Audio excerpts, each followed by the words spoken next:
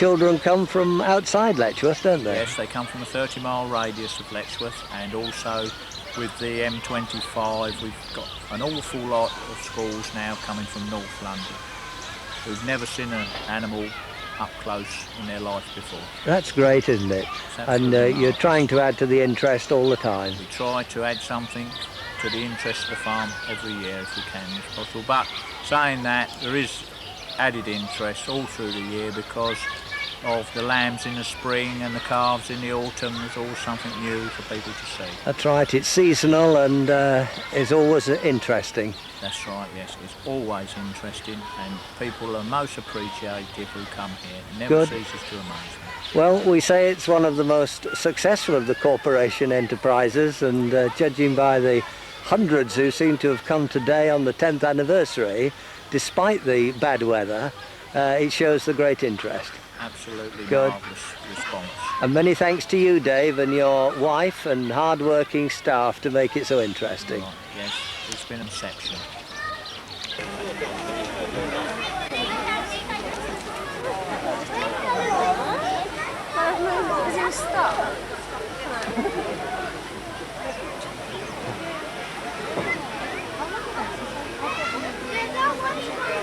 Today various charitable groups are helping to make Standalone have a day to remember on its 10th anniversary. This is on the duck pond, believe it or not. Well, I know. Model boats are always of great interest to enthusiasts. They're demonstrating how to cross water in a sling. Attractions is the blacksmith shop.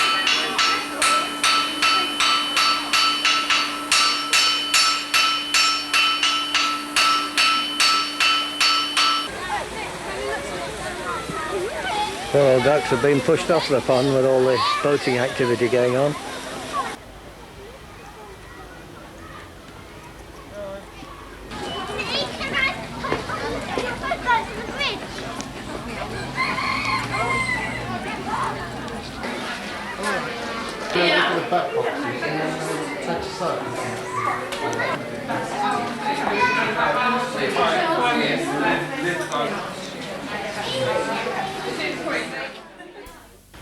The third village in the Garden City estate is the village of Norton, mentioned in the Domesday Book.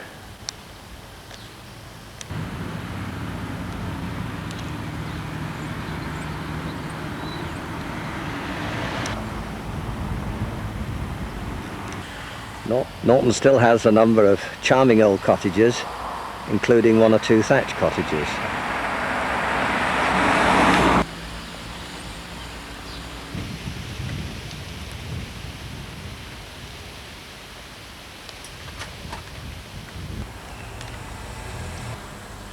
As in most English villages, the church is the centre of the village. The church in Norton is dedicated to St. Nicholas. Outside the church is this Victorian letterbox, not many seen around these days. Located near the edge of the boundaries of the Garden City estate, the church is in a tranquil setting, and the first impression one gets is its wonderful state of preservation. The grounds are kept meticulously by a willing band of helpers who are retired pensioners, and it really becomes a labour of love keeping their village church in such an attractive and good state.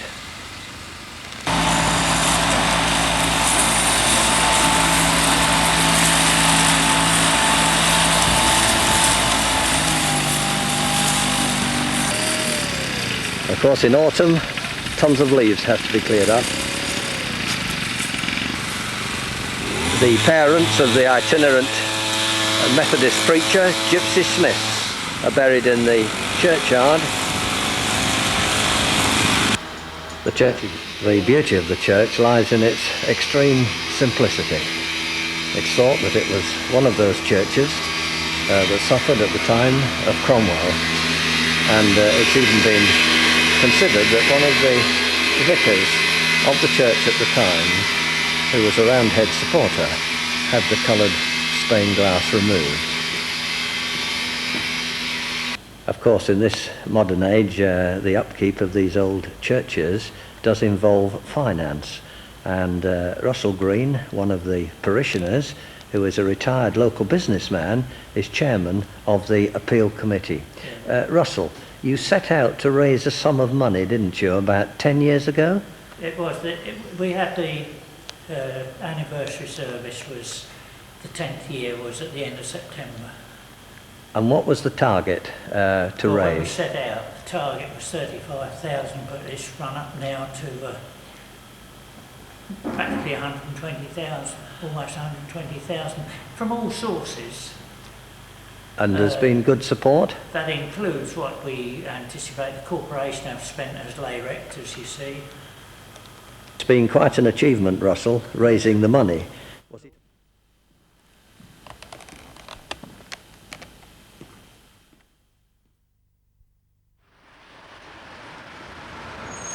One special event in 1990 was the opening of the Garden House Hospice.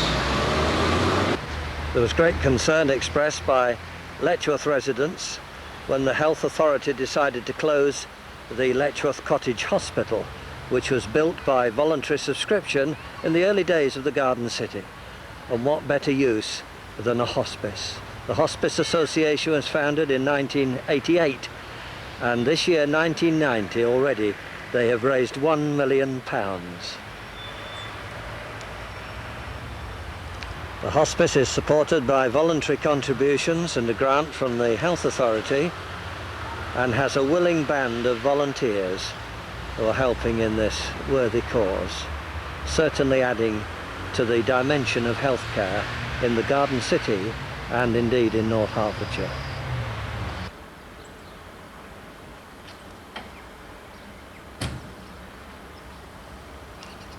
The hospice has been superbly furnished in high quality furnishings and equipment with the nice feel of being at home.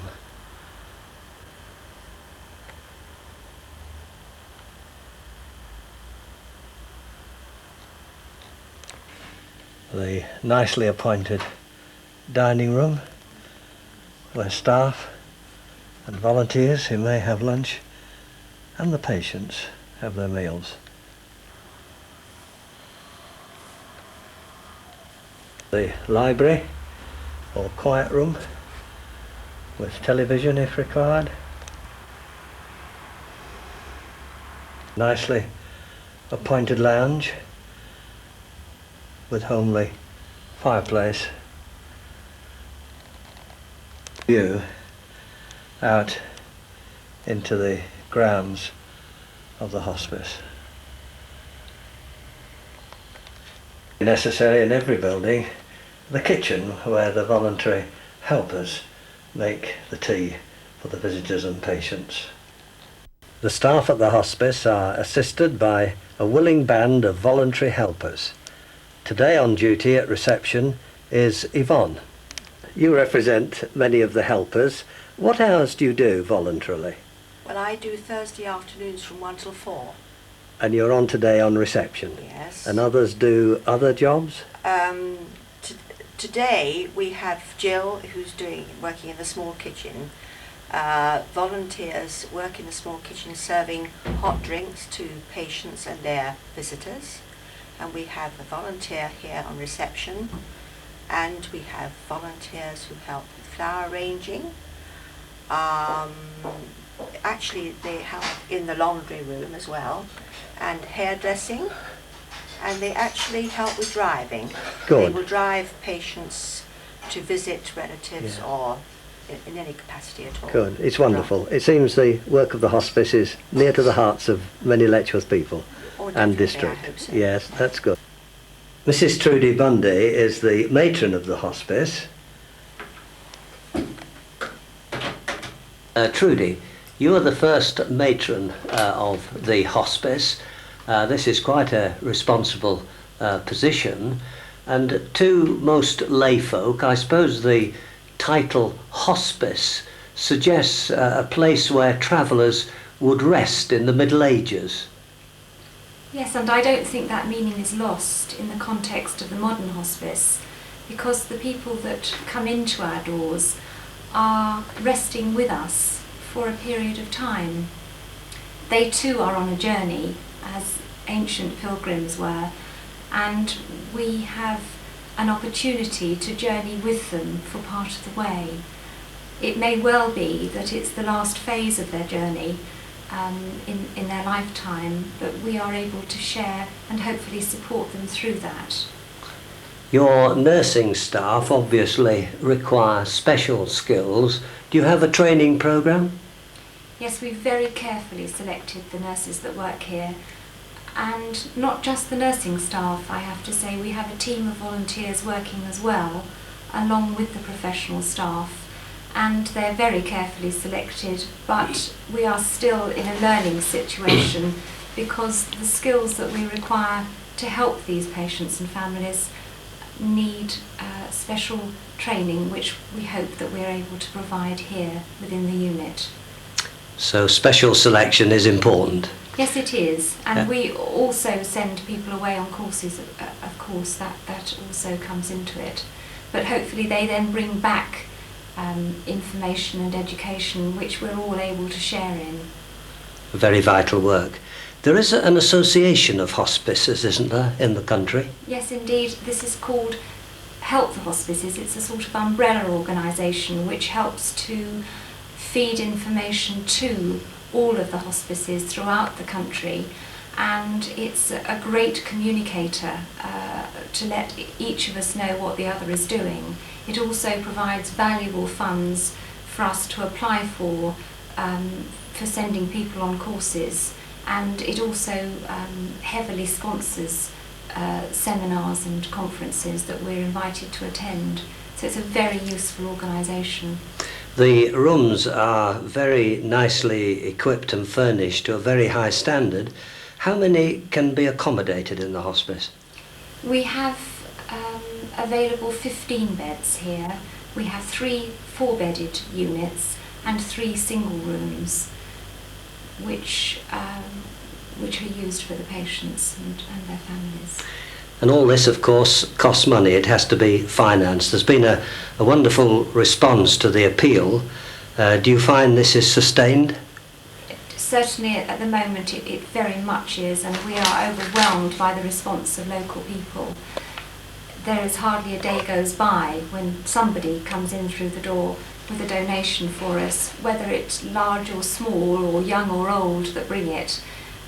It's all vital for the continuing support of this unit, and every penny of it goes towards the comfort and the care of the patients within our doors.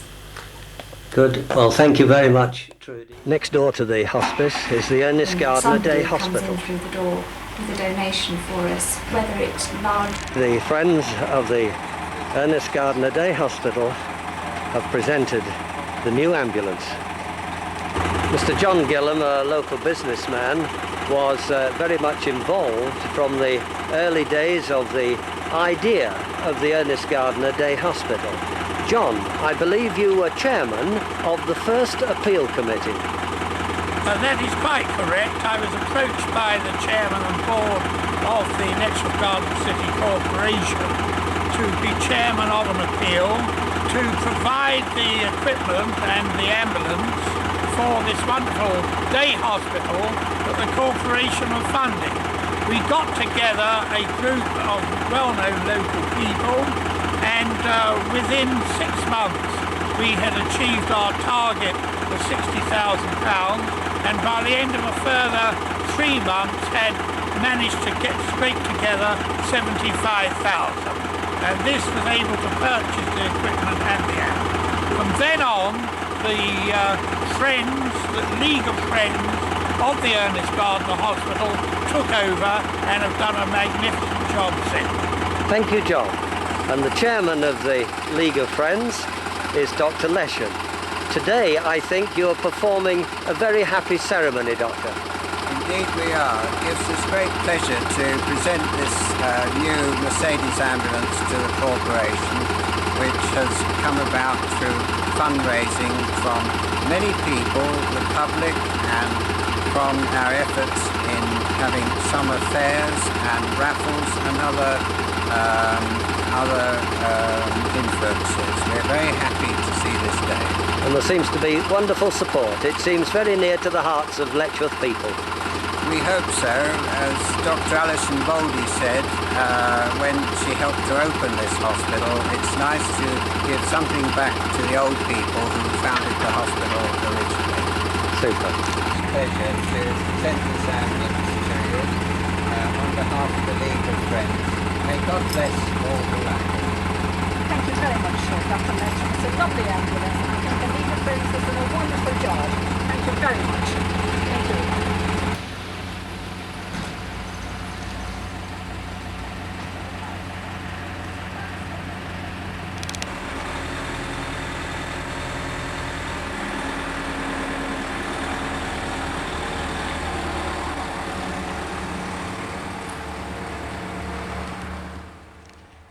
Another form of transport in the Garden City is, of course, the bus, the public transport. There was a time when all the buses in Letchworth were green. Today they come in all shapes and sizes and in all colours.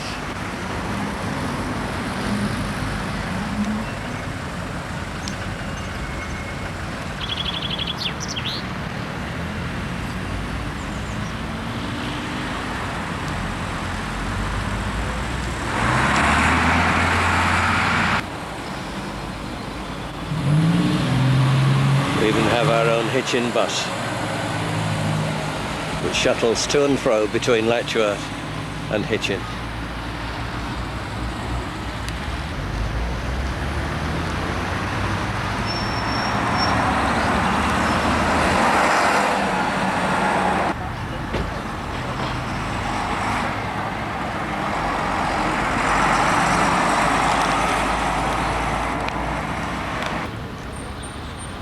Buses everywhere, and not a double-decker in sight.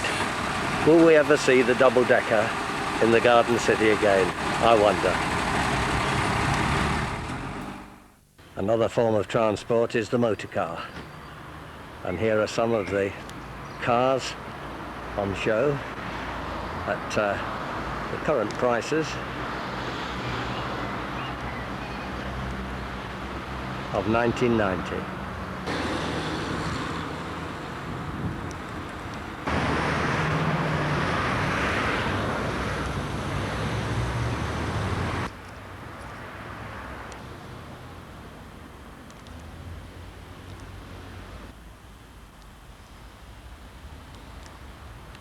Motor car has certainly caused parking problems in Letchworth in 1990, but I suppose man must have his transport.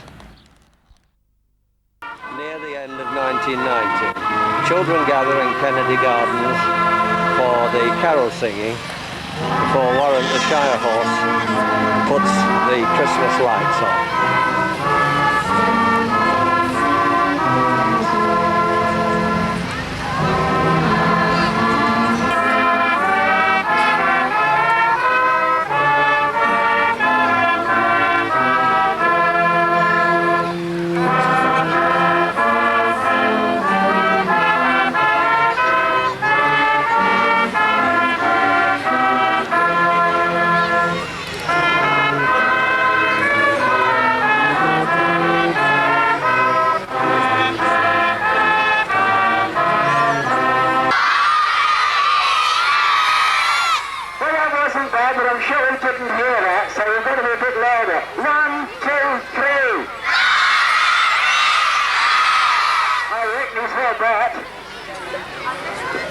When he comes, we'll have this great big horse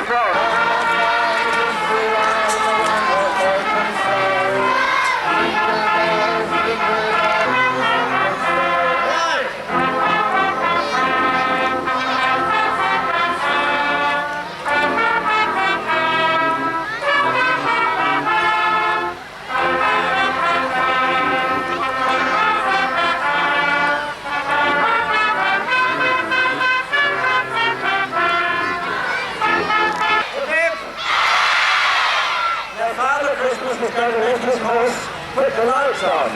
So we've got to count down from 10 down to 0, and when the 0 comes, well, we'll put his nose on the switch that I'm covering up at the moment, and all the lights will go on. So are you ready to count down with me, children? Are you ready? I can't hear you. Are you ready? Right then. 10, 9, 8, 7, 6, 5, 4, 3, 2, 1, 0. And so Warrant, the children's favourite Shire horse from Standalone, has switched on the 1990 Christmas lights. Letchworth's attractive town hall is floodlit. Many thanks to the North Herts councillors for adding to the brightness of the Christmas festivities. Late night Christmas shopping in Letchworth is a popular feature, heralding that Christmas is almost here. Brightly decorated East Tube.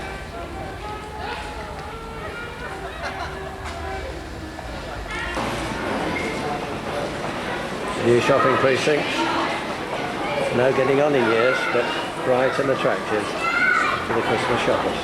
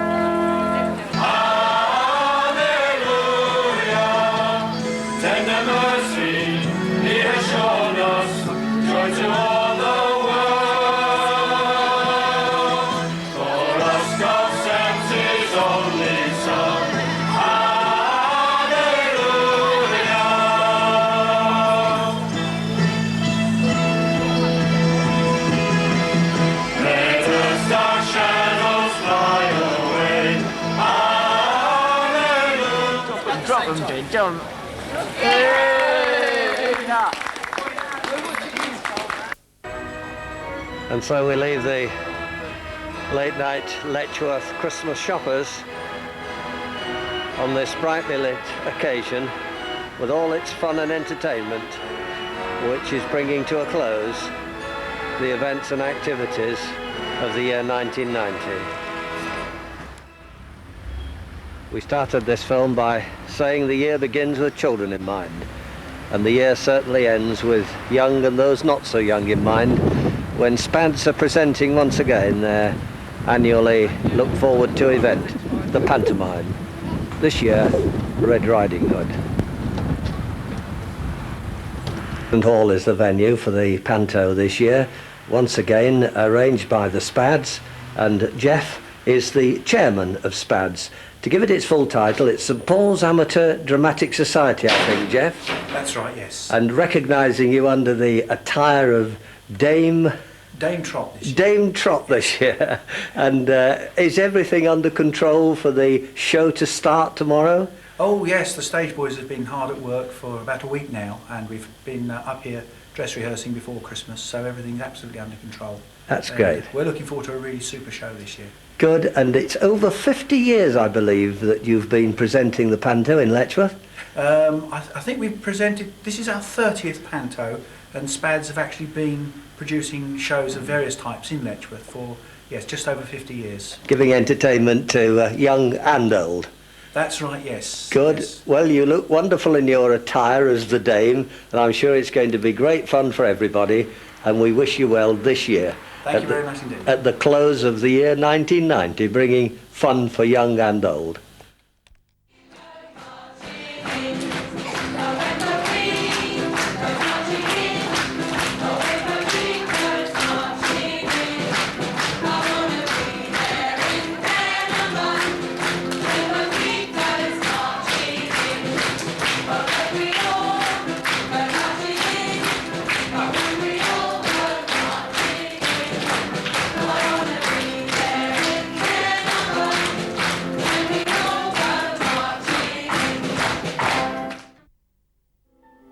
Well, there it is. Almost like this is the year that was. When I first had the idea of a film record of a year in the life of the Garden City, I truly had not realised that there was so much going on in Letchworth. Sadly, as a result, there were many events it was just not possible to include. To those organisers, I apologise.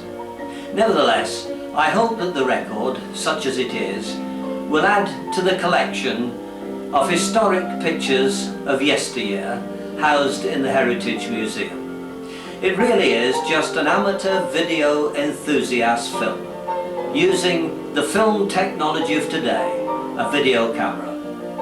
I hope this film will perhaps be of particular interest to some future generation of garden citizens who may like to see us and our town as we were in the year 1990, the beginning of a new decade.